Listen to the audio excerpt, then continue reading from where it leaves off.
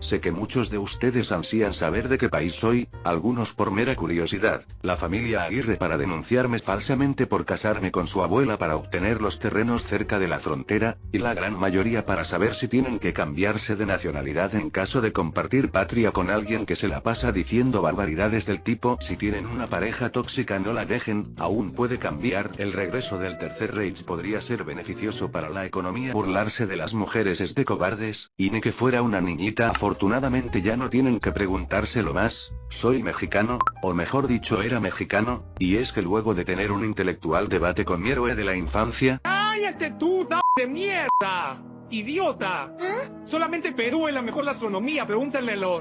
a los extranjeros, hijo de p... Me di cuenta que la mejor decisión que podía tomar en la vida era obtener la nacionalidad del país con la mejor gastronomía, y qué mejor forma de ser peruano que hablándoles de la economía de mi nación, de la grave crisis que atravesó el país en la década de los 80, de las claves para que en el nuevo milenio se convirtiera en la economía latina con el mayor crecimiento, y de si este crecimiento es realmente sostenible a largo plazo.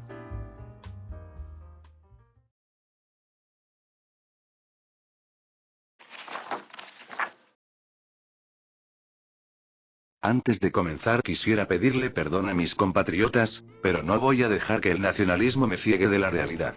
Salvo quizás por el período del Imperio Inca, Perú nunca se ha caracterizado por ser una nación rica, y lamentablemente en los últimos años de la década de los 70 el país sudamericano seguía siendo prácticamente igual, un gran porcentaje de su población vivía alejada de los centros urbanos y trabajaba en el sector agrícola, sector que al no utilizar tractores, sistemas de riego automáticos, y otras herramientas modernas como pesticidas y semillas modificadas con el poder del cáncer y con el poder de una mayor eficiencia, tenía un rendimiento tan extremadamente bajo como para que los agricultores apenas cosecharan lo suficiente para vivir y que en total la pobreza rural alcanzara la escandalosa cifra del 85%.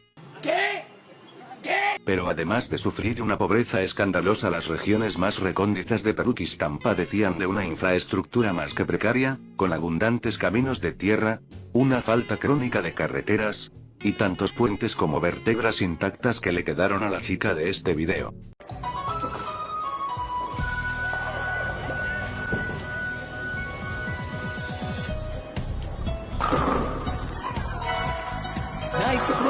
Lamentablemente en las ciudades pasaba algo similar, su infraestructura era caótica e insuficiente, menos de un cuarto de la población contaba con acceso a servicios básicos como el agua potable y la electricidad, menos del 5% de los peruanos tenía acceso a un teléfono en sus hogares cuando por ejemplo en Gringolandia la población ya tenía acceso a las computadoras, y como la educación universitaria era más escasa que las palabras que puede decir un chileno sin utilizar groserías, la gran mayoría de los trabajos eran básicos y estaban mal remunerados.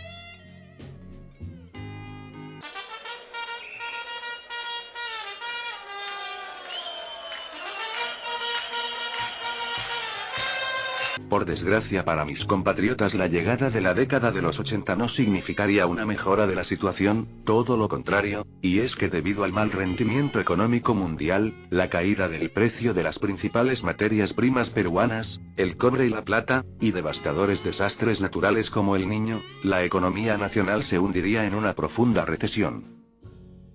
¿Y qué tan profunda? Pues tan profunda como el afecto que le tengo a la señora Aguirre.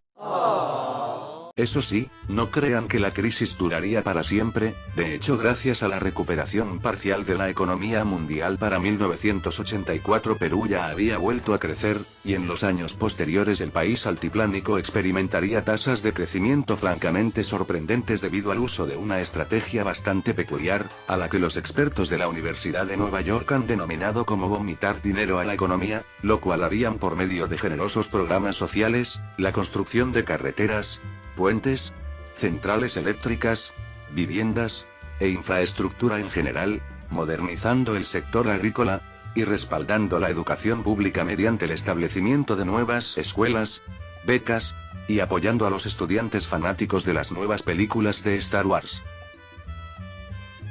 Es decir, a los estudiantes menos favorecidos. ¿En serio esa estrategia se llama vomitar dinero a la economía? Bueno, en realidad el nombre oficial de la estrategia basada en la subida del gasto público y la bajada de impuestos durante períodos de crecimiento, es política económica procíclica, muy diferente a la política económica anticíclica, que se basa en ahorrar en los buenos tiempos para poder vomitarle dinero a la economía cuando ésta entre en crisis y necesite reactivarse.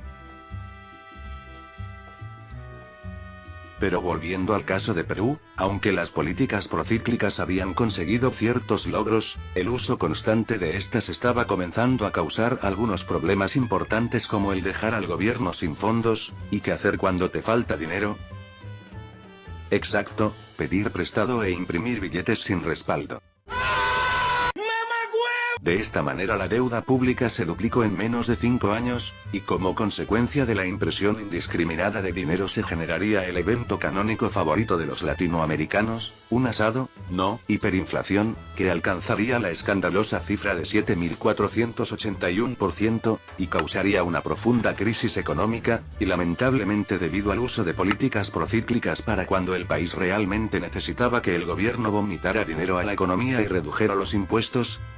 simplemente ya se había quedado sin fondos, no podía recurrir a la impresora, ni contaba con la confianza de las instituciones financieras para pedir más dinero prestado.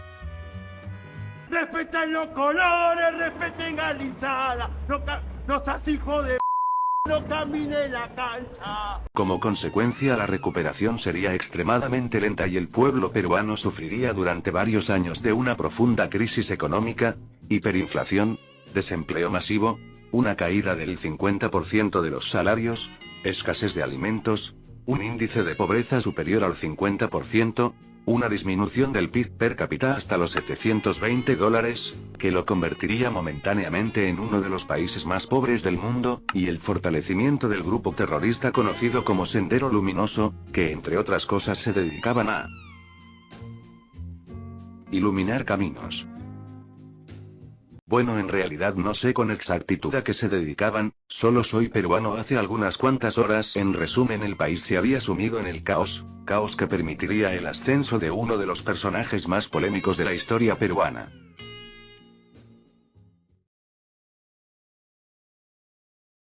Guau, Sergio, me impresiona que conozcas el apodo de Fujimori. Es su apodo. Las elecciones de 1990 fueron sin dudas una de las más sorpresivas en la historia del país sudamericano, esto porque el candidato que contaba con la mayor popularidad entre los votantes, Mario Vargas Llosa, fue derrotado por el entonces no tan conocido Alberto Fujimori, quien se la pasaría criticando las políticas económicas neoliberales que planeaba implementar su oponente. ¿Y qué hizo cuando salió elegido? Pues implementar políticas económicas neoliberales. Bueno, en realidad no las implementó de inmediato, y es que antes Fujimori se debía enfrentar a dos grandes contendientes, el Congreso y los derechos humanos, lo cual llevaría al recién electo a provocar el inicio del segundo evento canónico favorito de los latinoamericanos, la organización de una Copa América. No, un golpe de Estado, o en este caso un autogolpe de Estado, que le permitiría entre otras cosas disolver el Congreso, y para que tengan un poco más de contexto de este importantísimo acontecimiento histórico los dejo con las declaraciones del ahora dictador. Sergio Fujimori no viene de Corea.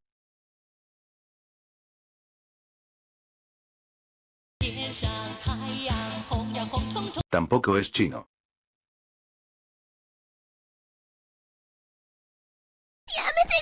Con poder absoluto, el gobierno con base en Lima ahora sí podía llevar a cabo las reformas liberales, que entre otras cosas pretendían hacerle frente a la hiperinflación, un gasto público excesivo, un bajo crecimiento económico, una nula confianza por parte del sector privado, y los abogados de la familia Aguirre. ¿Y por dónde comenzaron? Pues con la eliminación de los controles de precios, que borraría de la existencia el mercado negro de la mayoría de productos básicos, la introducción de una nueva moneda llamada sol, que ayudaría a resetear las altísimas tasas de inflación, y otorgando una independencia total al Banco Central, que evitaría la impresión monetaria sin respaldo en el futuro y eliminaría una tasa de inflación que en aquel entonces se encontraba más alta que el colesterol de mi tío Humberto. Para solucionar el problema del gasto público insostenible que el gobierno venía cargando desde hacía décadas, se privatizaron las empresas públicas ineficientes que no le entregaban beneficios al Estado, se retiraron la mayoría de los subsidios gubernamentales, y se tomaron duras medidas de austeridad, dentro de las cuales se incluyeron una reducción importante de la inversión en infraestructura, la eliminación de diversos programas sociales, una subida masiva de impuestos, y el despido del personal público innecesario. Por cierto, lo que están viendo es solo un video de referencia, no son empleados públicos de verdad. Porque ellos no trabajan para impulsar el crecimiento económico. Se redujeron las barreras para la importación de bienes, permitiendo entre otras cosas adquirir máquinas para las fábricas nacionales a precios más asequibles, al mismo tiempo que se fomentaba la exportación de materias primas, lo cual le significaría a las mineras y al Estado unos ingresos gigantescos, y por último, para volver a ganar la confianza de las instituciones financieras y el mundo privado en general, se creó una constitución que prohibía la emisión de dinero sin respaldo y el gasto público por encima de un límite sostenible. ¿El resultado? Pues en los primeros años los efectos fueron tan negativos como cuando le intenté enseñar a mi amigo daltónico llamado Antonio a cruzar la calle mirando los semáforos. Y es que como Perú era un país extremadamente pobre, sus habitantes dependían fuertemente de los subsidios, las ayudas gubernamentales, los precios controlados, y el trabajo estatal, por lo que cuando el gobierno tuvo que ajustarse el cinturón, millones de personas se sumieron aún más en la pobreza. Por otro lado, y aunque no soy un gran simpatizante de Fujimori por sus numerosos atropellos a los derechos humanos y los escándalos de corrupción de su gobierno, he de admitir que a largo plazo las reformas solucionaron los problemas mencionados anteriormente, y crearon las condiciones para que la economía peruana viviera un nuevo milenio dorado.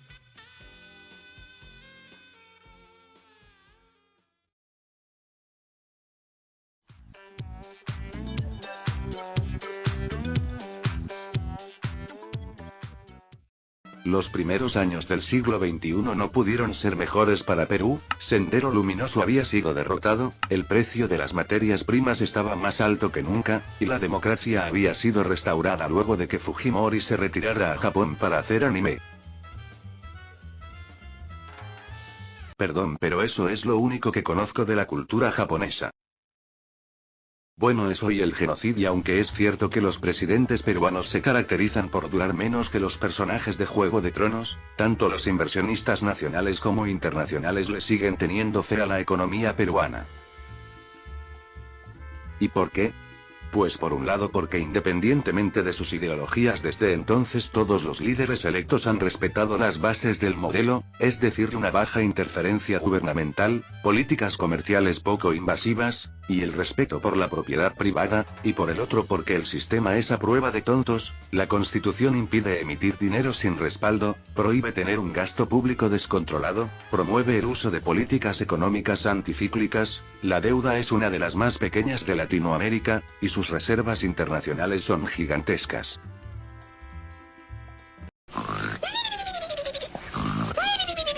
Por todo lo anterior, independientemente de si quien ocupa el cargo de presidente es la persona más inútil del mundo, el diablo, o la familia Aguirre, lo más probable es que la economía peruana se mantenga a flote, algo que ha hecho que los inversionistas internacionales vean en mi preciado país el paraíso de los negocios estables, tanto así que de hecho desde el 2005 la inversión extranjera se ha multiplicado por la escandalosa cifra de un 700%.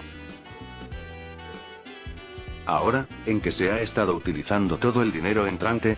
Pues en abrir restaurantes que vendan ceviche, lo hemos saltado la causa en la papa rellena. Digo, en la expansión de sus principales industrias, dentro de las cuales encontramos a la agricultura, que exporta al mundo caña de azúcar, uvas, productos ganaderos, pescados, aguacates, paltas, y arándanos, siendo mi país uno de los mayores productores de estos dos últimos cultivos. También se ha estado utilizando en la expansión de la pequeña industria manufacturera local, que nutre a la nación de productos como el cemento, acero, maquinaria, textiles y químicos, pero sobre todo el dinero ha ido destinado a la gigantesca industria minera, que representa más del 50% de todos los ingresos por exportación al ser el segundo mayor productor mundial de cobre y zinc, el tercero de plata, el cuarto de estaño, el quinto de plomo, y uno de los principales extractores de oro. Here comes the money. Here we go.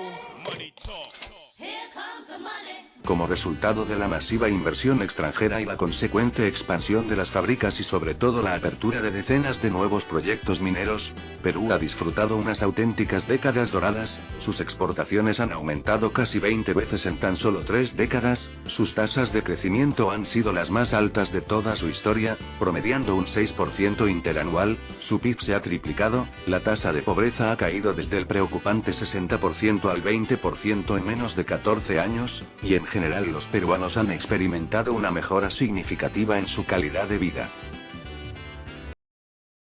¿O no?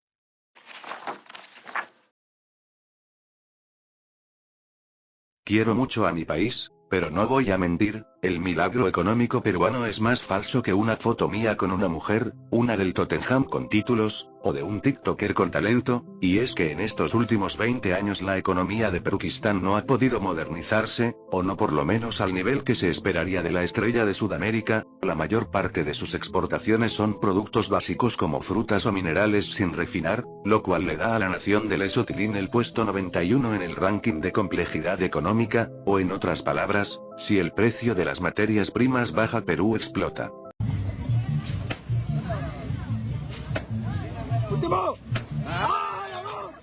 A lo anterior, que ya es algo bastante grave, hay que agregarle el hecho de que el 27% de su población aún trabaja en el sector agrícola, donde tanto los sueldos como la productividad por trabajador son bajísimos, que prácticamente no existen empresas relacionadas con la investigación científica y la alta tecnología. De hecho, el otro día fui a Perú en bicicleta y pensaron que venía del futuro y su PIB per cápita sigue siendo relativamente bajo con $7.000 por habitante, que la productividad por trabajador respecto al resto del mundo ha caído, que la Tigresa del Oriente aún no saca un OnlyFans, que a sus empresas les suele costar competir en el extranjero, y que más de la mitad de los puestos de trabajo se encuentran en sectores con un nulo valor agregado como el de la venta minorista o la atención en restaurantes. Pero lo que sin dudas es lo más preocupante de todo es que el gran rendimiento peruano se debió principalmente a China, que desde comienzos de siglo comenzó a comprar básicamente todas las materias primas del mundo para alimentar su proceso de industrialización.